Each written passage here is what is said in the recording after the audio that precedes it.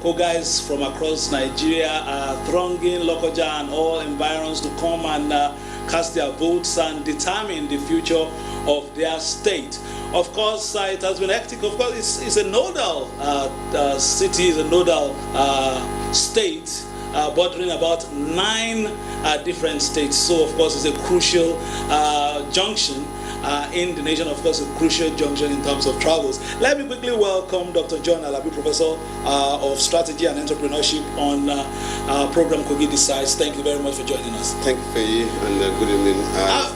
All right, before we will dissect the dynamics of the election out here in Kogi, let's first start with security. And we understand that security operatives are in tip-top shape to make sure that everything is in order as far as tomorrow's election is concerned. Our correspondent Charles Alpha has this background report on security and elections. Election security management is key consideration for smooth transition of power in strengthening democracy and building strong and effective institutions for governance. As Kogi State prepares for the governorship and senatorial rerun elections, the need to ensure the exercise is free of violence is a major concern of stakeholders, more so that the state borders with 9 states. It is to respond to these challenges, the Inspector General of Police, Adamu Mohammed, is expected to deploy over 35,000 personnel. They include Special Forces, CTU, Air Wing, a Deputy Inspector General of Police, along with other top officers to coordinate personnel in strategic places for a hitch-free elections. In addition, 8 personnel will mount each polling booth, while restriction of movement will be thoroughly minimized. Police are not alone in this in the security of this coming election. We are going to be assisted by members of the other security agencies, the civil defense, the prisons, all the other security agencies. And the military too will be giving us an outer cover. So adequate security have been put in place for all the electorate, that's all the citizens, to go out to exercise their franchise without any fear of any molestation. For the Nigeria Security and Civil Defense Corps, 10,000 personnel from neighboring states would be involved, in addition to the 3,000 at the disposal of the state command to complement the Nigerian police force. As I talk with you now, there's an ID card process that is going on, that this ID card will not be issued until on the eve of the election to all our officers all over that come in. So that means if you're not carrying our ID card, our service ID card, we'll wonder where you got your own uniform of NSCDC from. On the part of government, series of sensitization meetings have been held with stakeholders, while logistics have been provided for operatives in order to ensure both the governorship and senatorial elections is devoid of rancor. The state government will not dictate to security agencies. On our own part, we'll just ensure that security is put in place. The federal government will deploy all their security agencies. Will work along with them, just as we have led you in the state. Strategy or the tactical way or they are going to carry it out is not our business. For them, they are to secure the state, and they are doing it. With the measures in place, analysts believe that the successes recorded during the campaigns should translate into a peaceful election that will be the pride of all Kogi people. However, youth have been advised to desist from any acts that would impede the outcome of the exercise. In Lokoja, Francis Udojo, NT News. For that report, of course, talking about the mood generally. First, before we go to the issue of security, what's the mood like? Having gone around to town and witnessed elections in the past in the state, what's the mood like in Kogi State? Well, thank you very much. Like you already mentioned in preview, it's a crossroad and a determining destiny for this state. I want to say this, that it's important to underscore the fact that each time we have gubernatorial election in the states, because of the dynamics we have as regards where the gubernatorial aspirant comes from, it's always a tense moment. I to say this, that the bedrock should be good governance. But I must say the general mood in the city and particularly in the state is that of apprehension. Who takes over come January 27? Of course, there's a sitting party.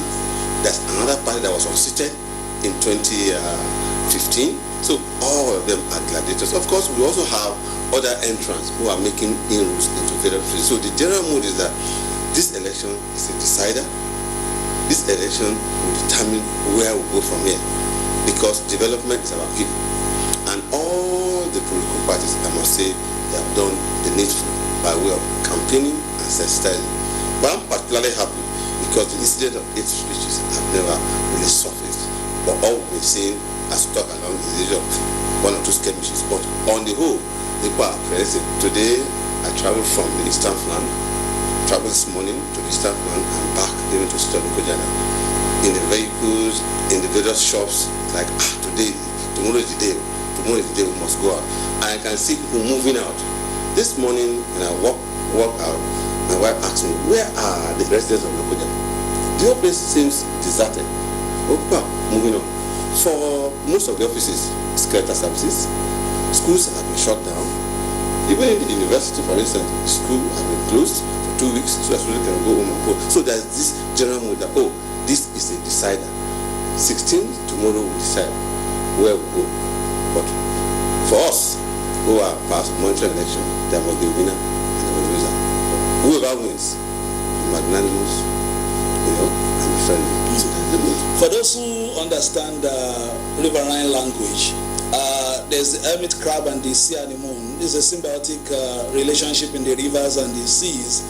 The umpire and security agencies are working together to make sure that they deliver these elections. Like Alpha's report earlier, the security architecture has been beefed up to make sure that there are no skirmishes, as you rightly observed. Are you confident of some of the assurances we've gotten from security agencies and of course the umpire yes, in terms of the logistics as well as the security apparatus? Thank you very much. The critical issue at election to me is the issue of deployment. Security itself is not about the number of personnel you have, but it has to do with the number, the deployment, the timeliness, and the proactiveness of those agencies concerned. Over the last month or so, there have been cases of one or two skirmishes. They had to do with house morally or touched down on a party's structure or what have you. But on the whole, INEC has done a lot of sensitization to let people know that look, election is not a war, it is a contest. On the part of security agencies, yes, there is a complement of the police. We're talking about 35,000 deployment. The NCDC, the civil defense, the road safety, they all be deployed. My take is they have done the needful, but security is everybody's business. Again, 35,000 3.1 million people in the state, 21 local government. Some areas are not accessible by river. Important is that we must all give the security agency information. But on the whole, what has been done so far is identified. But to me, a clan ban also is very, very important. Identifying the flash points. I've witnessed election 2004 to date. I can tell you there are 3 particular areas that whatever you do, there are always skirmishes. I begin to wonder why. So security just be proactive, and it's spread across the 3 central districts, but primarily in 2 areas particularly. So it's important for us to know that we should be proactive, such that where that incidents like that is nipped in the bud. But so far, so good. But for citizens, I think we should also lend information, give information, through security agency on time. Because I must tell you, Kogi is a very diverse. People say 21 local government. Yes. If you move from here and you are going to East Yaba West, you might spend 4.5 hours to come to the can't get there. If you are going to Omala, for instance, you need about 4.5 hours, 5 hours. Then if you are going to riverine areas, like Ibaji, of course, the rivers are here. So many areas are free. Of course, even in local government, where we sit here, the Koja, the municipal local government, Budo, Axis. So these are critical areas. So we must deploy and deploy timeliness. So the number is critical, information is critical, timing, deployment of those security forces is also important, and data sharing, information gathering, such that where there are any case of insecurity breaches, it can be nipped at the bud. But we are afraid also. I'm a very spiritual person. I know God will give us a peaceful election. Yes, I share that optimism with you. And let's for a traveler or those who pass through your state, we see hills, we see valleys, we see rivers, we see a topography that shows rich and resources beneath the surface, ore and all that, mineral resources and all that. But our reporter, Yakubu Onotu, just went around Lokoja, perhaps trying to introduce to us the cliffs, the hills, the valleys, and areas where voters may go to or may not go to when we see election day. Let's take that report from Onotu, and then we'll come back and discuss some more. Of hours to the much anticipated November 16th Kogi State Governorship election, and expectations are high with much anticipation that the system is prepared to deliver the goods. This is the popular Natako Junction in Lokoja, the state capital. Natako is a transit route and melting point for national traffic as Nigerians crisscross from the north to the southeast on my right and west on the left. But come this Saturday, Natako will be a total lockdown as the people go to the polls. The election will be another date with the Nigerian Kando spirit, which the people will be expressing in the love that binds them together. I saw it on news yesterday that the materials for the elections arrived yesterday, and they've started distributing it, and by the grace of God, all the representatives of the local governments are present to convey them.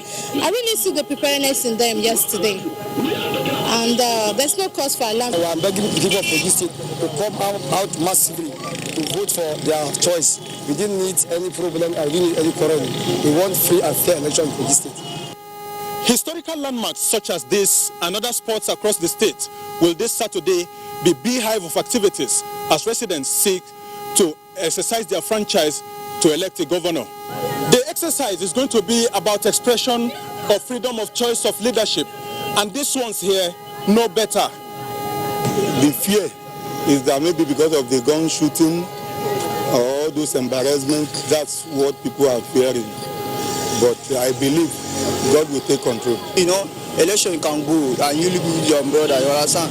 So we don't like to fight, you understand? We need the security to help us, to support. Whichever way it turns out, whether to consolidate on the existing mandate or institute a new dispensation, one thing is certain.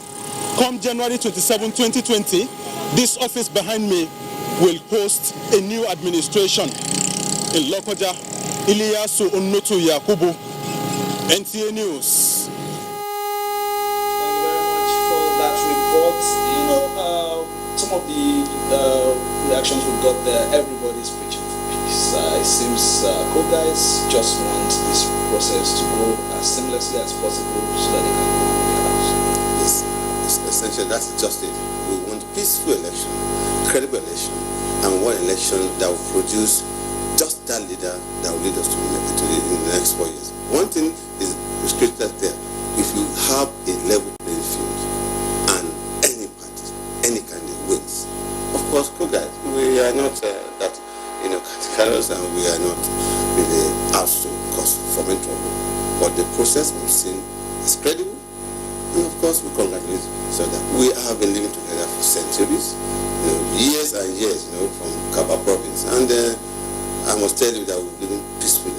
If you go through local you see cosmopolitan nature. We talk about our resources, talk about we are friendly people, we are hospitable people, we intermarry, and all we want is development. But for a party, for democracy's sake, definitely we have to go along different party lines. And that's why language, religion, culture is not a barrier. You see in a family, Christians and Muslims, right? You see the grandma marrying the Okuman marrying the Ghana, and that's the beauty of it.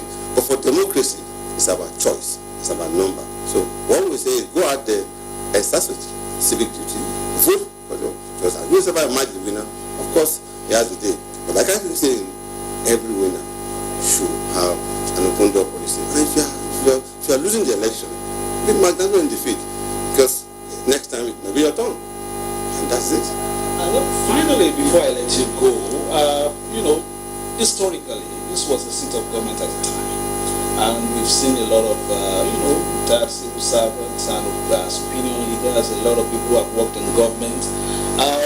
How have those people come out to perhaps, shape an opinion to make sure that people look at elections as just part of the process rather than a do or die affair? Thank you very much. You see, in this case, we're blessed. Blessed, even in the northern region, we have produced eminent, indigenes of the state that have made waves in the national level. Right? Talk about a lot of people from the eastern flank, from the western flank, from the central flank. These are who built the state. And if you look at their antecedents, they have been preaching peace. If you go through all they say is, look, this is an election. This election should not be based on ethnicity or tribal sentiment. This election should be based on who can deliver. And it's important for us to know that our leaders are such people that have never come out to preach war. No. I've not seen a leader that said, look, you must do this. No. But one thing was that our youth must be sensitized to know that we're building the future for ourselves. Kogi is a cosmopolitan state. Kogi is a melting point. Kogi should be the rallying point. If the only confluence state I don't know of anyone in the whole wide world, and that's it. So confluence of resources, confluence of ideas, confluence of peaceful coexistence, and God will give us a peaceful election. All right, we've been speaking with Dr. John Alabi, Professor of Strategy and Entrepreneurship here in Kogi State. He has been, observing elections, he says, from about 2004 in the state, and his forecast is of peace and tranquility. Of course, just like Lokoja itself, that is the capital of the state, it has two options. There's the uphill to Mount Party, or the steady flowing stream of the Niger. Where they would go to will be determined perhaps by logistics, by dynamics, by speech from the podium, and by promises. We'll get to see all that in the coming days to see exactly what would happen. Let's go back to Abuja, where of course the studio is also there, watching things from Abuja a bit from afar, but of course we are right here with our finger in all the political parties to make sure that we bring it home to let you know what is happening everywhere. Because man himself is a political animal. Even when you don't stay at home and you don't go out, you're saying something. When you go out, you're saying something. We expect Kogites to go out and cast their votes, especially in a peaceful manner tomorrow. It's back to